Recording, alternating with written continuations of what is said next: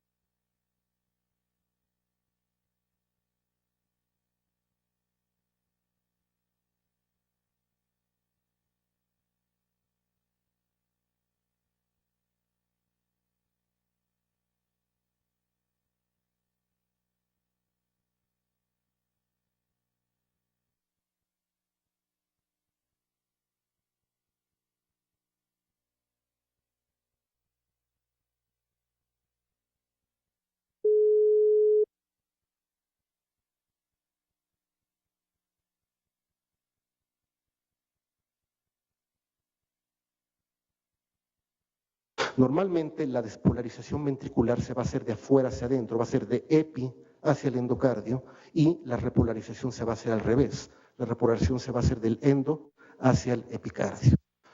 Viendo esto, entonces hablamos de una isquemia subepicárdica cuando tenemos la presencia de ondas T acuminadas en electrocardiogramas. Ondas T acuminadas que son al menos más de una tercera parte del QRS. Y bueno, esto normalmente se va a provocar por lo siguiente, ¿sí? La onda de repolarización va a ir normalmente del endo hacia el epicardio. Si nosotros tuviéramos aquí nuestros electrodos, nuestro B1, 2, 3, 4, 5 y 6, ¿sí?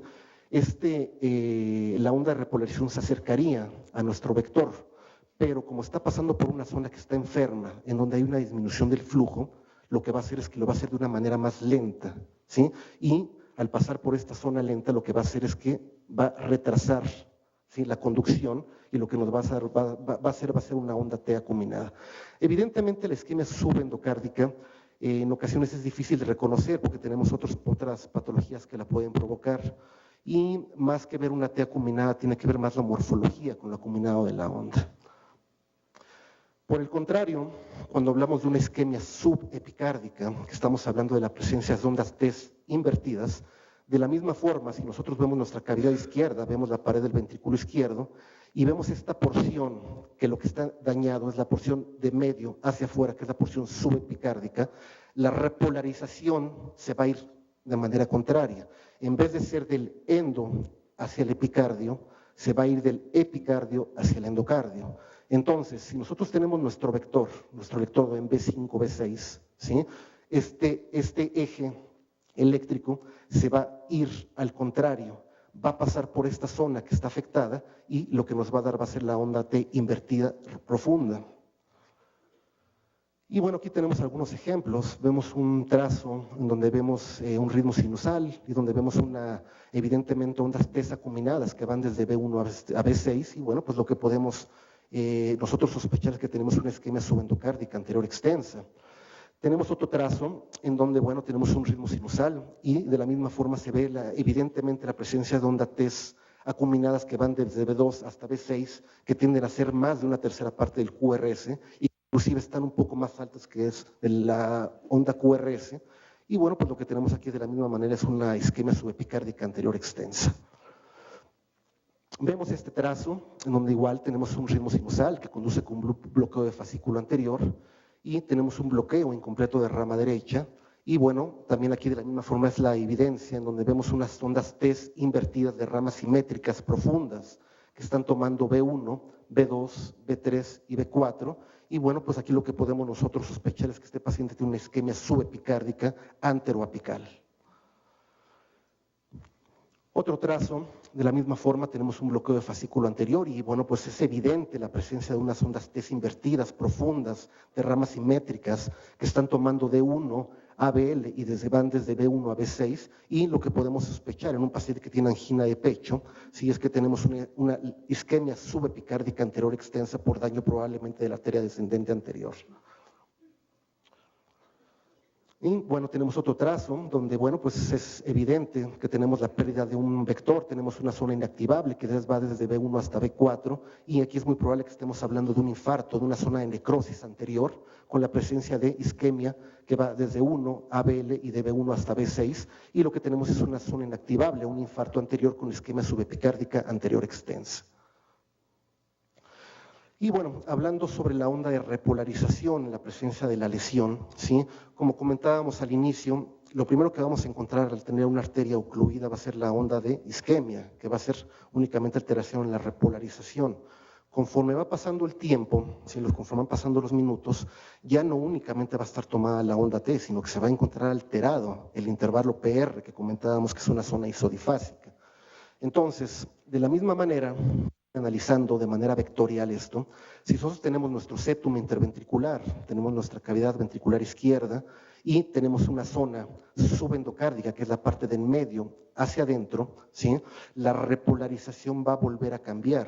Esta repolarización que debiera de ir de endo hacia el epicardio, o sea, de adentro hacia afuera, de la misma forma se va a invertir. La repolarización va a ir de afuera hacia adentro, de epi hacia endocardio. Entonces, al llegar a esta zona, ¿sí? Que está enferma, en donde ya básicamente ya no tenemos flujo, lo que nos va a dar electrocardiográficamente va a ser la del desnivel negativo del segmento ST. Y, por el contrario, de la misma forma aquí vemos nuestra cavidad ventricular izquierda, y si lo que tenemos dañado, ¿sí? En la lesión subepicárdica es el tercio medio hacia afuera, de la misma forma, la repolarización va a cambiar. Esta repolarización se va a hacer de adentro hacia afuera, del endo hacia el epicardio. Entonces, esta onda de repolarización al acercarse a esta porción enferma, lo que va a ser retrasar, ¿sí? La onda y lo que nos va a dar va a ser una elevación del segmento ST. Y bueno, aquí tenemos algunos ejemplos en donde podemos ver evidentemente tenemos un desnivel negativo de tipo horizontal que está tomando D1, que está tomando ABL y que está tomando B4, B5, B6. Y bueno, esto en el contexto de un paciente con dolor torácico, lo que podemos sospechar es una lesión subendocárdica de territorio inferolateral. Tenemos otro electrocardio, otro trazo en donde vemos un ritmo de fibrilación auricular, ¿sí? En donde podemos ver un desnivel negativo muy pequeño en D2, en D3 y de B4 a B6, y de esta misma manera podemos sospechar que existe una lesión subendocárdica inferolateral. Tenemos otro trazo en donde, bueno, es evidente la presencia de un desnivel negativo del segmento ST de 2 milímetros que nosotros le llamamos en downsloping, que está tomando D1, que está tomando ABL y que va desde B1 hasta B6, y bueno, pues nuestro diagnóstico electrocardiográfico es una lesión subendocárdica anterior extensa. Y bueno, pues aquí ya estamos hablando de un paciente con una gravedad importante, ¿sí? Este es el paciente normal más grave que puedan llegar ustedes a ver en un servicio de urgencias. Es el paciente que se presenta con dolor torácico, el paciente que se presenta con una lesión subepicárdica. Como lo comentábamos, existe la elevación del segmento ST por una alteración, un retraso, ¿sí? en la onda de repolarización. Y bueno, pues aquí nosotros lo que podemos ver es evidente, ¿sí? Una lesión subepicárdica, una elevación del segmento ST de 4 milímetros en D2, de 5 milímetros en D3, en ABF y que va de B5 a B6. Entonces nuestro trazo electrocardiográfico lo que nos da es un diagnóstico de un infarto con elevación del segmento ST de localización inferolateral, ¿sí? Por muy probablemente un daño agudo de la arteria coronaria derecha. Tenemos otro electrocardiograma, de la misma forma, vemos un bloqueo AB de primer grado, ¿sí? Y bueno, pues tenemos unas ondas monofásicas, tenemos una elevación, una lesión subepicárdica, que es de 5 milímetros en D2, 6 milímetros de D3 y ABF, y lo que tenemos de la misma forma aquí es un infarto con elevación del segmento ST en evolución, ¿sí? Con probable extensión al ventrículo derecho. Vemos otro electrocardiograma, ¿sí? En donde, bueno, pues un paciente que se presenta con dolor torácico y, bueno, pues únicamente podemos ver de manera muy discreta la elevación del segmento ST de 2 milímetros en D1, ABL con cambios concordantes que están en D3 y ABF. Y, bueno, pues aquí lo que tenemos es una lesión subepicárdica, un infarto con elevación del segmento ST de localización lateral alta, ¿sí? Con probable un daño distal de la arteria circunfleja. Y bueno, pues este trazo yo creo que tomado en el servicio de urgencias es como si se te apareciera el diablo.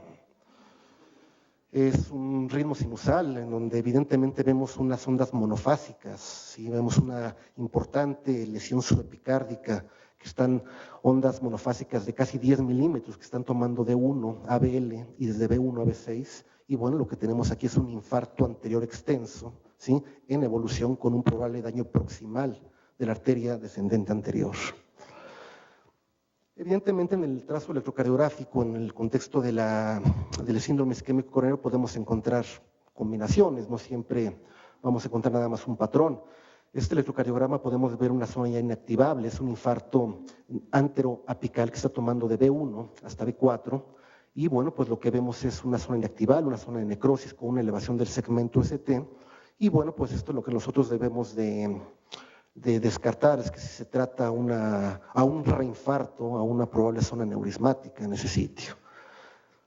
Igual tenemos un trazo, tenemos una taquicardia sinusal, donde vemos la misma elevación del segmento ST, una onda monofásica de 3 milímetros que está tomando de 2, D3 ABF, y bueno, pues aquí de la misma forma lo que tenemos es una lesión subepicárdica, un infarto con elevación del segmento ST de localización inferior.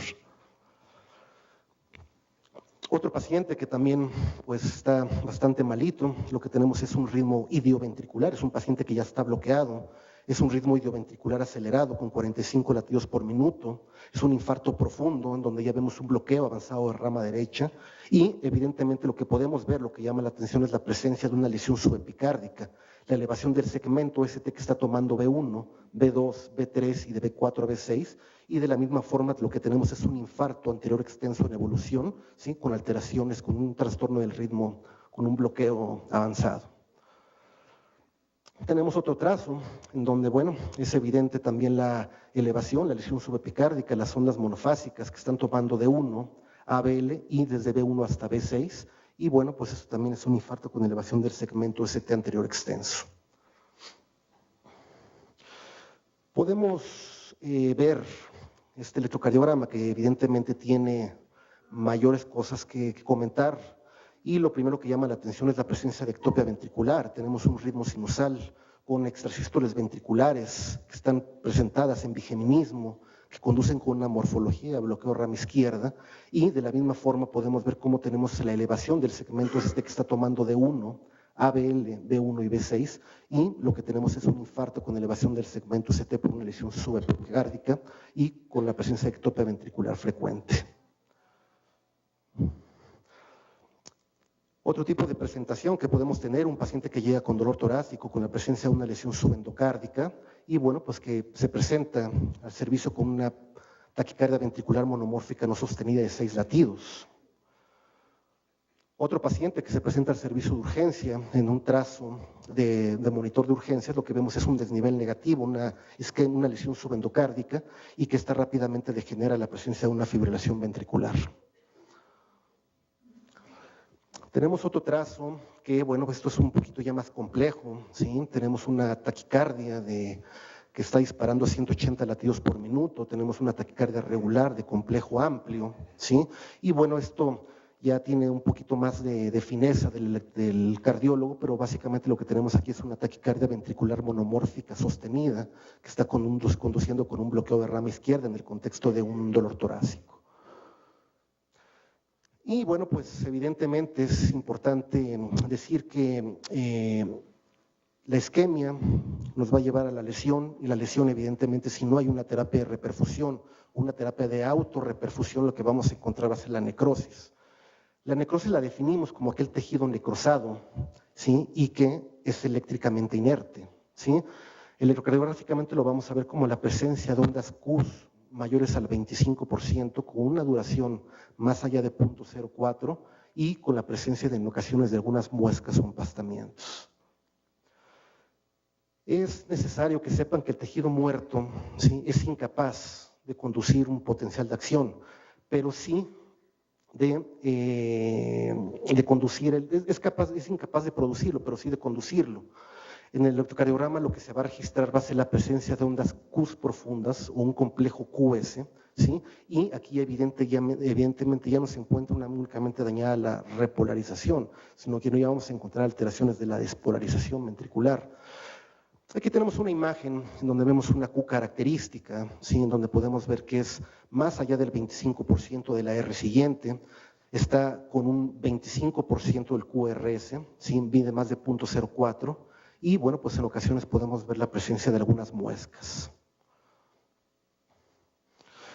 Evidentemente encontramos diferentes morfologías de la onda Q, podemos encontrar una Q pequeña, podemos encontrar una Q grande, podemos encontrar la presencia de un QRS o la presencia de un QS, que lo que nos está hablando es de una necrosis transmural del miocardio.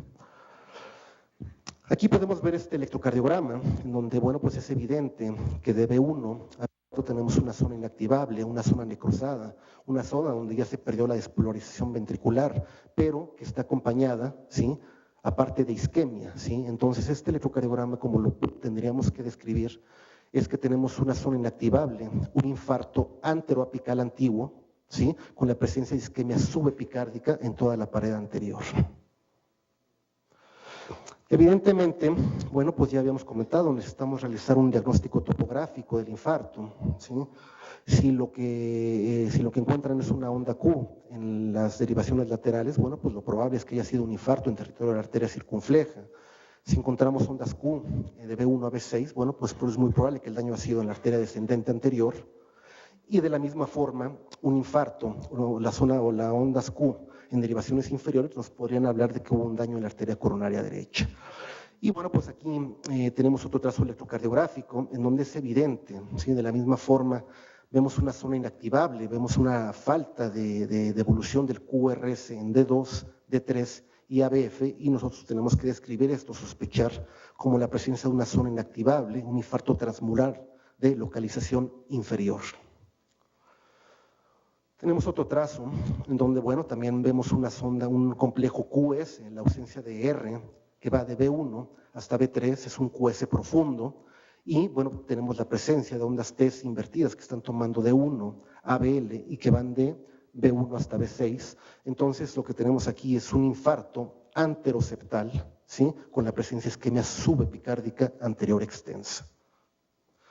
Y bueno, hablando de conclusiones electrocardiográficas, es importante saber que cuando tenemos un paciente o hablamos de isquemia, ¿sí?, lo que está alterada es la repolarización, y esto lo vamos a ver por cambios en la onda T, ¿sí? Llamamos